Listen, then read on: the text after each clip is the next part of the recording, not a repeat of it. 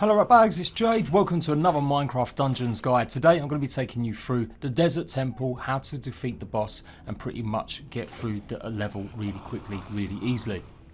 If you're enjoying Minecraft Dungeons, don't forget to go and check out the rest of my guides. I'm really enjoying this game, and absolutely make sure you subscribe to get the best in survival game news, RPG and indie games. Anyway, let's crack on with the rest of today's video. So we're going to be venturing into the Nameless Kingdom, and what you're going to need for this, I do believe, is a weapon that has good range. Something like a long sword or a glaive, which I'm using right here. I also made sure that I've got armour that allows me to move pretty quickly, so light armour. Something like the ninja outfit or possibly the hunter's gear, something like that is going to give you either a buff to range shots. If your character's built more about melee, don't worry, still use something light so you can move quickly. But we'll come to that in a little while. Let's get through the level first and then talk about the actual boss. Also though, I have got my trusted dog. I absolutely love that. So if you've got any pet or summon, I advise that you use that too. And I mixed it up a little bit for the rest of this video until I get to the boss. I had my iron pendant, which gives me a little bit of a protection buff, and pretty much the rocket, which I always have because it's one of my favourite artifacts. So the Desert Temple is pretty large, as ever with lots of these dungeons. There are definitely different ways you can go and see if you can find some extra loot, but I kind of pretty much zoomed right in on the end goal. You're going to have to get a golden key as you go and progress through the level, and you're going to be taking on lots of different enemies, including wraiths, skeleton vanguards, husks, summoners, skeleton archers, as well as spiders. Now the spiders can be a real problem if they actually freeze you in place with their webs, and lots of the other mobs will be able to spawn you pretty quickly. And one of my least favourite, endermen. Now these are absolutely beastly to handle sometimes, so make sure you've got something with decent range. Usually you get one hit in before it starts attacking you. This is where your dog's going to come in handy, or your pet, so that you can get some extra hits in. But the beginning stages, it's usually just husks and some skeleton archers. When it comes to the individual enemies, it's the summoners that you really got to get to at first. If you can, try and aim for them so they stop spawning in mobs. You can quickly see how many mobs they're spawning in, and you really have got to make sure you try and take them out with one of your big hits. The rocket's usually a good call for this, or get up close and see if you can take them out. In this instance, I actually was just running past them. It's not a bad shout actually to equip yourself with fast moving armour or buffs so that you can actually just outrun a lot of them, because there's a lot of traps in the Desert Temple. There's lots of blocks that will squish them, or they'll get cut up by the blades that come along. There will be points that you will have to fight, but it's not a bad method to actually go through and just let the traps take care of a lot of the mobs. The husks are pretty much just bigger, slower moving zombies. They shouldn't be too much problems taken care of, and eventually you'll come to a point where you can get the golden key. You activate one of these switches, it opens up the area to get the golden key, and then you just got to go back to the gateway. And FYI, if you've not seen one of these, well, if you get hit, it starts to drop off you and it will start running back to where you found it, so you've got to hit it again to pick it up. Now the traps are pretty deadly. Don't forget, they can obviously do you a lot of damage, so make sure you're timing it well when you're going through them.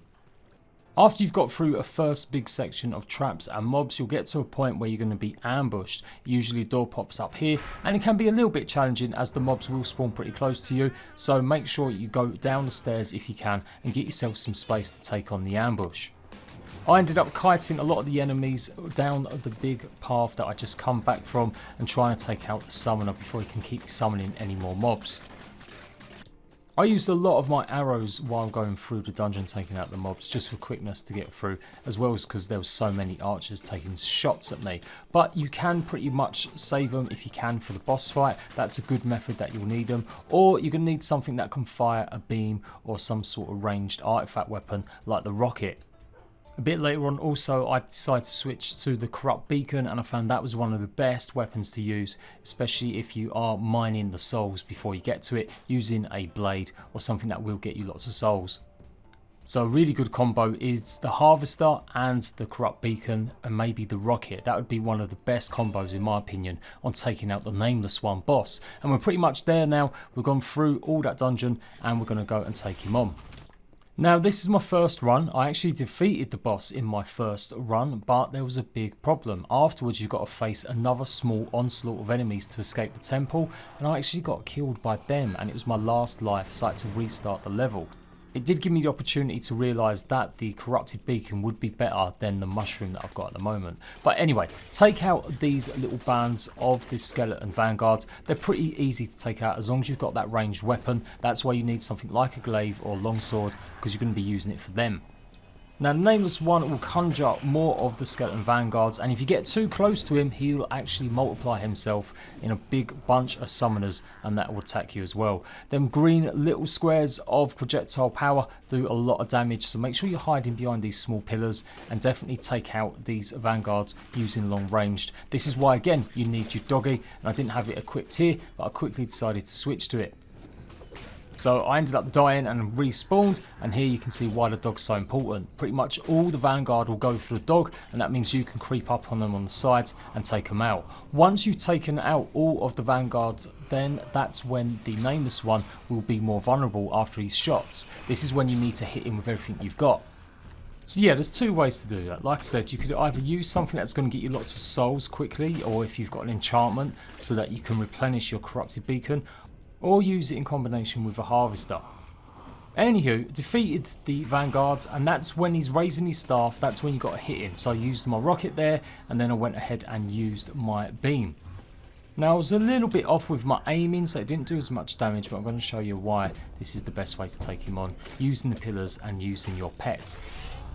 You normally get a big wave of the vanguard come for you, but there's two other skeleton warriors that kind of stick back a little bit closer protection to the Nameless one. So you're going to need to take them out before he starts doing his wave. If you don't, he'll continuously shoot these green projectiles at you, so make sure you always take out all the skeletons. Once that's done, that's when he'll start doing his next phase, where you'll only fire 4 or 5. And you can see I'm really doing a lot of damage now with the summoner and doing a lot of rocket damage. Again, I'm having this on a higher difficulty. You can see there was more summoners or more Nameless ones spawning there. He does that normally if you're a little bit too close, so don't get too close to him, or make sure if you are using a melee build, you only get 2 or 3 hits in before rolling away and getting a bit of distance. Then you simply just got to rinse and repeat, gathering up all them souls to use in your beacon, and that's it. I'm doing a fair amount of damage. Simply just rinse and repeat. Now if you've got lots of arrows, then obviously this is going to be a lot better as well, but once again I'd run out. I didn't really have a build ready for it, so I got close, but I was way too close. Look what happens very occasionally. This is what happens when you try hitting him when he's not actually lifting his staff, or you're hitting him too long after he's finishing summoning the skeletons. Honestly, there's nothing you can do about that when it happens. Just note that you were too close to him for too long, so make sure that you're attacking him up close a little bit quicker. Again, this is really good if you're doing it with your friends. One of you can take care of the skeletons while the other one can be getting ready to take him on the summoner, the Nameless one, when you've finished taking out these guys. So it's again really easy if you're doing it with friends. And like I said though, if you're on your own, just use the pillars to hide behind and make sure you've got a decent pet. This really wasn't the hardest boss fight, it was just what came afterwards that really got me annoyed, and I nearly rage quit. I was so angry. Rewards for defeating him were the mechanical short bow from me, and I'm pretty sure you get that every time. We'll go through some of that stuff in a second, but this is what done me in. I had enchanted husks, so these guys had much higher levels, they had element powers on them, and it was okay getting through this part, but during the corridor there's another 2 summoners, and I just couldn't get past the enchanted summoners. There was just way too many mobs spawning.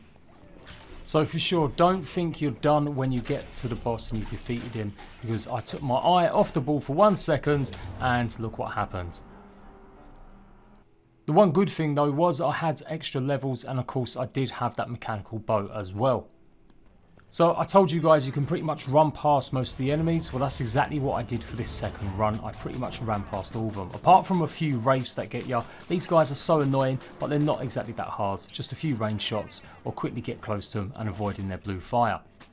And because I'd already learned how to take the boss out, it was much quicker and much easier to do this time. Just waiting for him to have his moments and then get close with a few melee shots. And it does look like he's actually more susceptible to physical attacks rather than magical or artifact attacks, so definitely good for a melee build character. This time I didn't muck around, I just made sure I had plenty of health, and I decided just to hot tail it all through the area and see if I can just outrun all the mobs before I get to the exit point. It is a bit frustrating. There's a couple of dungeons that this happens where after you defeat the boss you've still got a lot of enemies to face, and they often are a little bit OP. I don't know if it's the game trying to correct itself, maybe because you defeated the boss a little bit too easily or got through the dungeon too quickly. Let me know if you've gone through these areas without much trouble, but yeah, I for sure had a bunch of issues with this at the first time, and second time you can see there's still a bunch of mobs that really are causing me a bit of a trouble, but I managed to get through, and there is the exit point. Hurrah! For my trouble for completing the level, I got a totem of shielding, and this is pretty decent as well. In fact, a lot of people recommend this for the last boss fight too. It had a 20-second cooldown and a 5.8 duration, but obviously that will change depending on what level or what type it is. You can sometimes get rarer ones that give you more. My level 30 mechanical shortbow done around 34 to 51 range damage, and you could fire off rapid shots. It also had 2 enchantments on it. But there you go, that's how to defeat the Nameless one and get through the Desert Temple in Minecraft Dungeons. I hope this has helped you. Go and check out my last final boss fight I did, and I'll be coming up with more guides and showing you how to get through each level and each sort of big moment in each dungeon. Until next time, Ratbags, laters.